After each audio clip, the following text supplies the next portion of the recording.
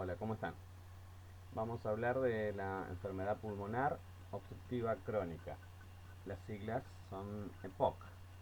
Fíjense en el gráfico, en la foto, van a ver que una de las principales causas de la EPOC es justamente el cigarrillo. Vamos a ver la definición. Es una enfermedad crónica inflamatoria de los pulmones que obstruye el flujo de aire y es progresiva. ¿Sí? Se caracteriza a largo plazo por la destrucción permanente e irreversible de la vía aérea y se acompaña de destrucción y modificaciones del parénquima pulmonar. El parénquima es el tejido esencial del pulmón, la vía aérea, ¿sí? Y los vasos pulmonares, o sea, los bronquiolos, alveolos, bronquios, tráquea, ¿sí? Y los vasos pulmonares se refiere principalmente a los capilares que rodean a los alveolos, a las vénulas, a las arteriolas, ¿sí? Entonces es una patología progresiva que destruye no solamente a los alveolos, ¿sí? Y el sistema respiratorio en sí, sino al vascular que participa en la hematosis, ¿sí? En el intercambio gaseoso. La etiología o las causas, el tabaquismo es la principal causa. ¿Por qué? Porque el consumo de tabaco disminuye la motilidad de los cilios, ¿sí? Los cilios hacen que nuestro sistema respiratorio movilice las secreciones para poder expectorarlas, ¿sí? Si los cilios tienen un deterioro o no hay, se inhibe esta función. También inhibe la función de los macrófagos, ¿sí? Produce hiperplasia e hipertrofia glandular cuando se agrandan las células o hay nuevo crecimiento celular, las glándulas. Incremento agudo de la resistencia de la vía aérea por constricción muscular, ¿sí? Se achica la luz de la vía aérea. El abandono del tabaco no representa la recuperación de la función respiratoria, pero sí disminuye la progresión de la enfermedad. Otra etiología es la contaminación ambiental, contaminantes ambientales urbanos como el humo, el smog, contaminantes de biomasa, que son la calefacción, por ejemplo, a leña, carbón, estiércol, ¿sí? Otra causa es la profesión, la interacción entre el tabaco y ciertas exposiciones laborales, como por ejemplo los trabajadores del plástico, del tolueno, del algodón y de la minería, ¿sí? Que están expuestos a gases tóxicos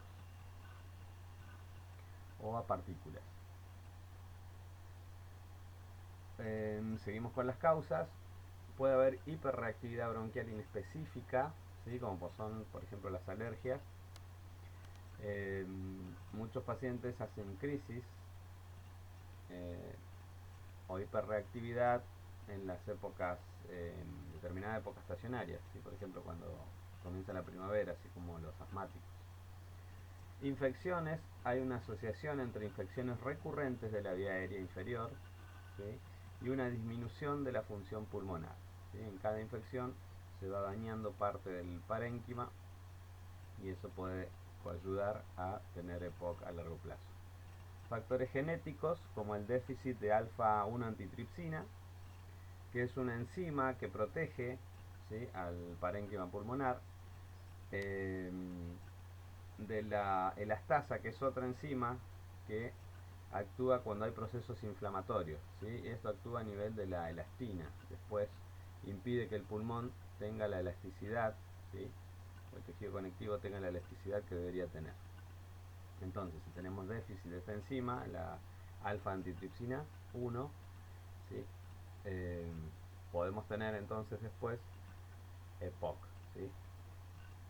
Porque deberíamos tener, o tendríamos mejor dicho, desprotegido a nuestras células del parénquima de estas células inflamatorias, que es la elastasa.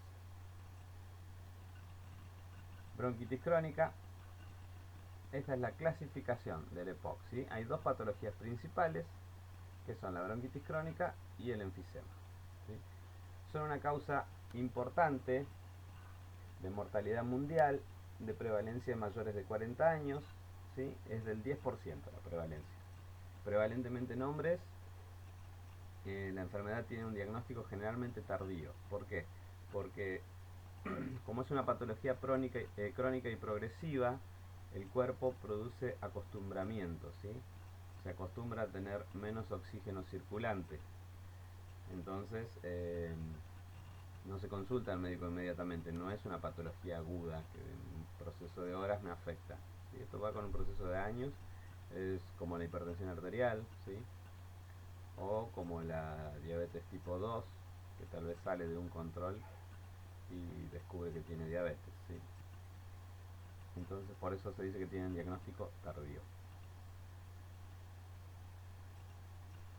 También hay otra clasificación según la gravedad, ¿sí? Tenemos 4 estadios, 5 con el estadio 0, es 0, 1, 2, 3, 4 y empezamos. El estadio 0 es un estadio de riesgo, la función pulmonar es normal, pero hay presencia de tos crónica, ¿sí? Y expectoración, o sea, una tos productiva con moco. En el estadio 1 tenemos un EPOC leve, que es limitación leve del flujo aéreo, por lo general acompañado de tos crónica y producción de esputo. O sea, hay lo mismo que la primera, pero ya hay una leve limitación del flujo, ¿sí? Por broncoespasmo. En estadio 2, la EPOC moderada, hay empeoramiento de la limitación del flujo aéreo, por lo general con síntomas progresivos como disnea asociada al ejercicio.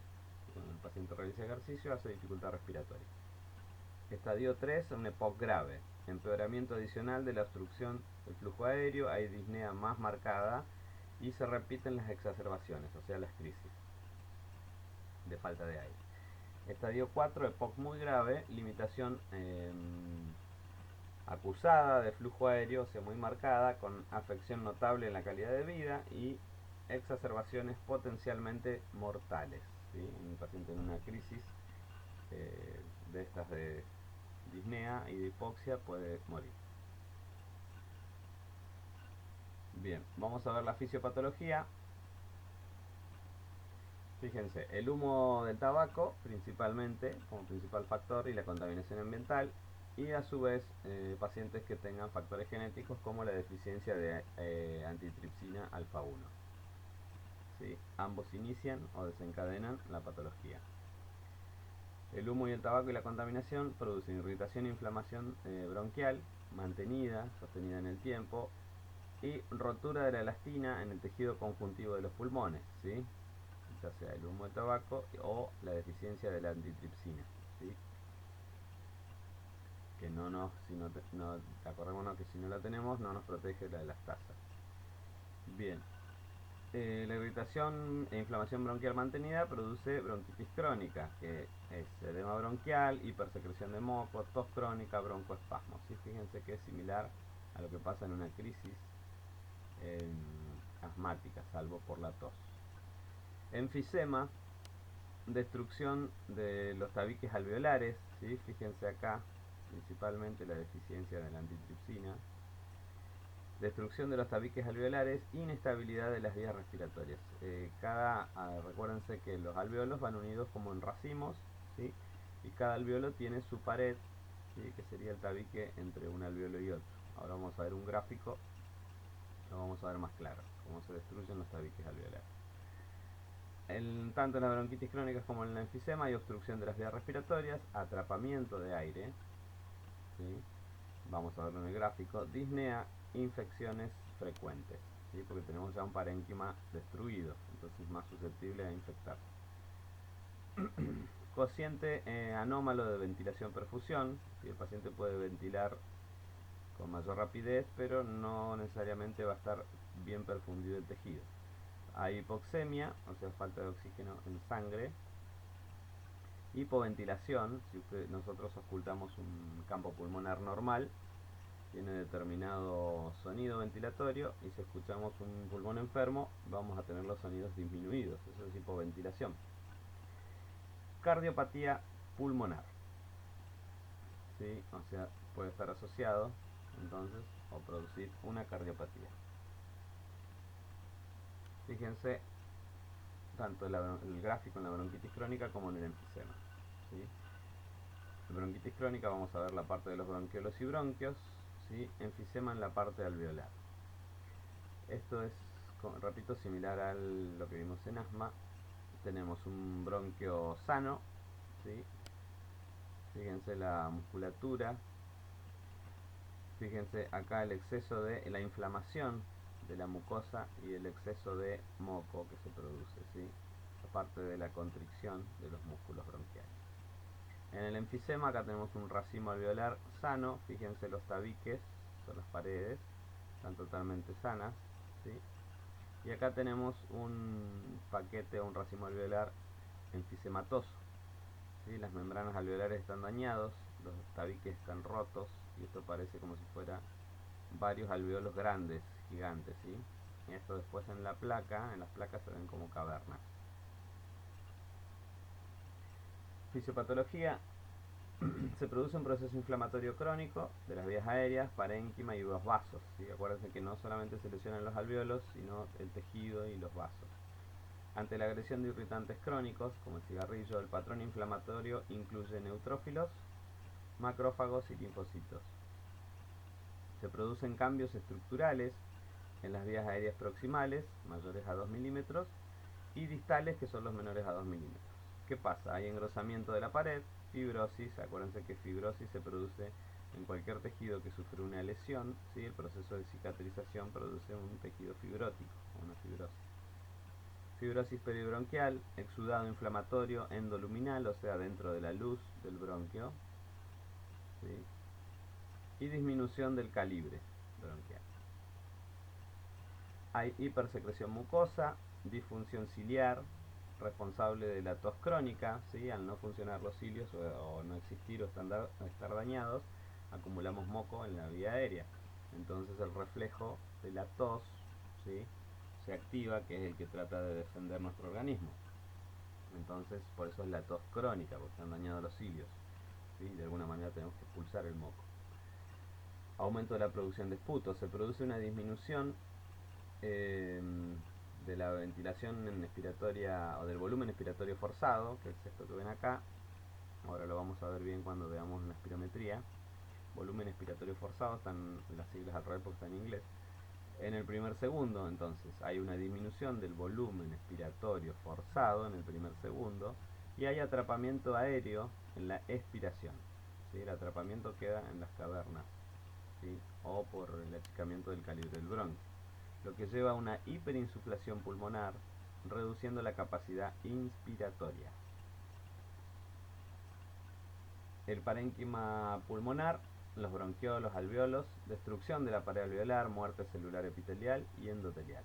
Se produce alteración en el intercambio gaseoso, obviamente, provocando hipoxemia e hipercapnia, que es no poder eliminar el dióxido de carbono, y se ven los niveles de dióxido de carbono elevados en sangre. Vasos sanguíneos pulmonares. Hay engrosamiento de la íntima de los vasos, de los capilares, disfunción endotelial, aumento de la capa muscular, provocando hipertensión pulmonar, ¿sí? Lo cual es un signo tardío de la EPOC, ¿sí? Cuando ya está muy dañado el parénquima. Puede terminar produciendo insuficiencia cardíaca derecha. Las manifestaciones clínicas o los signos y síntomas son la disnea, sobre todo en actividad física, sibilancias, ¿sí? Que se producen principalmente en la expiración, sensación de opresión torácica y dolor, ¿sí? Tos crónica, más de 8 semanas, o sea, más de 2 meses, productiva siempre, no tos seca, cianosis periférica, que es la coloración azul por falta de perfusión y de oxigenación de los tejidos, infecciones respiratorias recurrentes, decaimiento, edemas en miembros inferiores, especialmente cuando ya se produjo una insuficiencia cardíaca, y pérdida de peso. El diagnóstico se realiza a través de la clínica, ¿sí? Que es el examen físico, la ocultación, ¿sí? La anamnesis, la entrevista, las placas, y a través de un estudio específico para ver la función pulmonar, que es la espirometría. Fíjense, acá tenemos dos pulmones. Acuérdense que lo que vemos en negro es aire, ¿sí? Casi no se ven el paquete bronquial, ¿sí? Se ve levemente aquí. Tenemos pulmones hiperinflados, todo totalmente negro oscuro, ¿sí? Eso es un pulmón enfisematoso. Espirometría. Dentro del diagnóstico vimos que estaba la clínica, ¿sí?, las placas y la espirometría, que es un estudio específico. La espirometría mide el volumen máximo de aire exhalado forzadamente, ¿sí?, partiendo primero de una inhalación máxima profunda. ¿Sí? Lo hacen inspirar profundamente al paciente, ¿sí?, y eso mide la capacidad forzada vital. Durante el primer segundo se mide, ¿sí?, y se lo hace exhalar al paciente lo más que pueda, pero se mide en ese primer segundo. Entonces, durante ese primer segundo de la misma maniobra se mide el volumen expiratorio forzado, ¿sí?, en el primer segundo. Debe calcularse, entonces se calcula un cociente entre las dos variables, la capacidad vital forzada, ¿sí?, que es la inhalación máxima, ¿sí?, dividida el volumen expiratorio forzado, ¿sí?, en el primer segundo. Se toma una variable que debe dar igual o menor o mayor a 70, ¿sí? Después, ¿qué se mide? A ver, después vamos a ver bien un grafiquito donde les muestro exactamente las mediciones. Y de acuerdo a la medición que me dé, va a ser el grado o el estadio de EPOC que tiene el paciente. Los pacientes con EPOC demuestran una disminución de ambos parámetros, ¿sí? O sea, en la capacidad vital forzada, ¿sí?, y en el volumen expiratorio forzado en el primer segundo. En ambos está alterado, ¿sí? Si hay un volumen expiratorio forzado en el primer segundo post broncodilatador menor a 80, combinado con un coeficiente del volumen expiratorio forzado en el primer segundo dividido la capacidad vital forzada menor a 70, confirma la presencia de limitación de flujo aéreo que no es completamente reversible. Entonces ya se confirma un diagnóstico de EPOC. Fíjense que acá nos dice que si hay un volumen expiratorio forzado en el primer segundo post broncodilatador. ¿Por qué? Porque el primer examen se hace sin medicación. Se lo hace inspirar profundamente al paciente, se lo hace expirar profundamente y todo lo que le dé se mide en el primer segundo, ¿sí? Se miden esos dos volúmenes que me da la capacidad vital forzada, ¿sí? Y después se le da un broncodilatador al paciente, se repite el procedimiento, ¿sí?, y se ve si hay variaciones en los volúmenes, ¿sí? Al broncodilatar los pulmones se supone que va a mejorar, ¿sí? Bien, eso me va a indicar que el paciente está necesitando medicación, si varían los volúmenes, ¿sí? Bien, fijémonos acá, tenemos la clasificación de EPOC según Gold. Tenemos 4 estadios: EPOC leve, moderada, grave, severa, según la espirometría. Acá tenemos cuando nos da el coeficiente, ¿sí?, del volumen expiratorio forzado dividido la capacidad vital forzada en el primer segundo, nos tiene que dar menor a 70, ¿sí? Si nos da menor a 70, generalmente dan cerca de esos valores, pero lo vamos a ver más marcado en el volumen expiratorio forzado en el primer segundo, ¿sí? Fíjense, si nos da mayor o igual a 80, tenemos una EPOC leve. Si nos da entre 50 y 80, tenemos una EPOC moderada. Si nos da entre 30 y 50, tenemos una EPOC grave. Y si nos da menor de 30, tenemos una EPOC severa, ¿sí? Esa es la clasificación de estadios según las espirometrías. Bien. Bronquitis crónica. Ahora vamos a hablar de las dos patologías que son clasificadas como EPOC. Bronquitis crónica es la inflamación bronquial caracterizada por presencia de tos, producción de esputo que dura 3 meses al año, durante 2 años consecutivos, ¿sí? Para que el paciente tenga entonces, o se defina la patología como bronquitis crónica, debe tener 3 meses al año y 2 años consecutivos. Si no sirve que tenga 3 meses este año, el año que viene no, y el siguiente sí no. Tienen que ser años consecutivos, sin que sea producido por otra patología diferente también, ¿sí? Bien. Fíjense los pulmones de la bronquitis crónica, que no se parecen absolutamente en nada en el que vimos recién del enfisematoso. ¿sí? Acá se ven los bronquios, ¿sí? Todo eso es pared bronquial, lo que se ve de blanco, que está lleno de mocos, secreciones o exudados, ¿sí? Son bronquios inflamados. Acá tenemos un bronquio normal con su músculo liso, la vía aérea permeable y las glándulas mucosas, que todo esto se inflama y se achica la luz, ¿sí? Fíjense cómo se inflama el músculo, se inflaman las glándulas, aumento del número de glándulas. Recordemos que había hipertrofia y hiperplasia glandular y exceso de moco.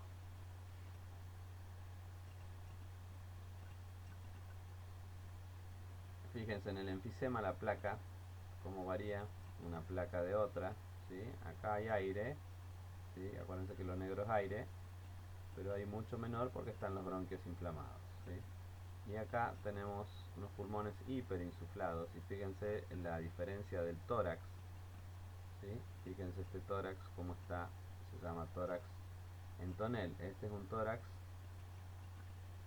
que es cónico, ¿sí?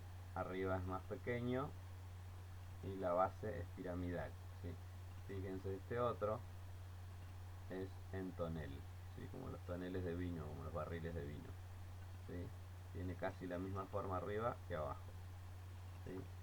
El paciente también se ensancha esto por la pérdida de la elastina, justamente se ensancha el tórax en forma antero-posterior también, ¿sí? Van a ver que el paciente está levemente inclinado hacia adelante y el tórax está ensanchado antero-posterior, adelante y atrás. Bien, trastorno de la distensión anormal de los espacios aéreos distal a los bronquios terminales, dice, con destrucción de los tabiques alveolares. Acá muestra cómo se destruyen los tabiques alveolares. Acá tenemos un paquete alveolar normal y acá cómo se han formado ya las pequeñas cavernas, ¿sí? Con la destrucción de los tabiques, ¿sí? Así estos son cavernas, todo lo que se ve acá es cavernas, o sea, destrucción de tabiques alveolares, por lo tanto esos alveolos son no funcionantes. Acá no hay intercambio gaseoso, ¿sí? Fíjense, acá tenemos un racimo alveolar normal, acá tenemos un enfisema centrolobulillar, se llama este, ¿sí?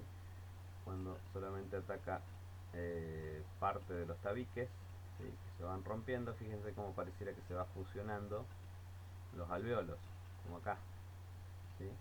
Y acá tenemos un enfisema panlobulillar, o sea que abarca mayor cantidad de tejido, ¿sí? Y parece un solo alveolo gigante porque está todo destruido en los tabiques. Estos dos tipos de enfisema podemos ver, ¿sí? Fíjense las características o los signos característicos del paciente enfisematoso. Cuando está con una crisis de disnea, de falta de aire, el paciente se inclina hacia adelante apoyando sus manos sobre las rodillas, tratando de tomar la mayor cantidad de aire por boca y nariz, ¿sí? Se hunden los hombros, ¿sí? O sea, los eleva, mejor dicho, eleva los hombros, queda al mismo nivel que la nuca, ¿sí? Tratando de tomar la mayor cantidad de aire posible. Entonces, manos en las rodillas, se inclina hacia adelante, eleva los hombros y toma aire por nariz y boca. Es un paciente que está con falta de aire. Fíjense las manos, ¿sí? Los dedos hipocráticos se llaman estos dedos, o dedos en palillo de tambor. Esto se da por la hipoperfusión durante años, ¿sí? Durante años están mal perfundidos los dedos por la circulación periférica que está dañada, y entonces los dedos se van deformando, ¿sí? Fíjense las uñas, ¿sí? Dedos en palillo de tambor o dedos hipocráticos. ¿Cuál es el tratamiento del EPOC? Tenemos tratamiento no farmacológico, que sería cambio de hábito, abandono del tabaco, que esto no va a curar la patología, pero reduce la progresión. Ejercicio físico acorde a su capacidad, ¿sí? Esto se hace para mejorar la capacidad vital, pulmonar, y mejorar la tonicidad de los vasos, ¿sí? Sanguíneos. Farmacológico. Oxigenoterapia se le da a los pacientes que son crónicos en el domicilio, pero tiene que haber una característica. Tiene que ser un mínimo de 15 horas diarias, ¿sí? Incluido el lapso nocturno, ¿sí? Supongamos que duerme 8 horas y después tiene que tener más horas en el día también que se le administra oxígeno. se indica en los EPOC en estadio 3,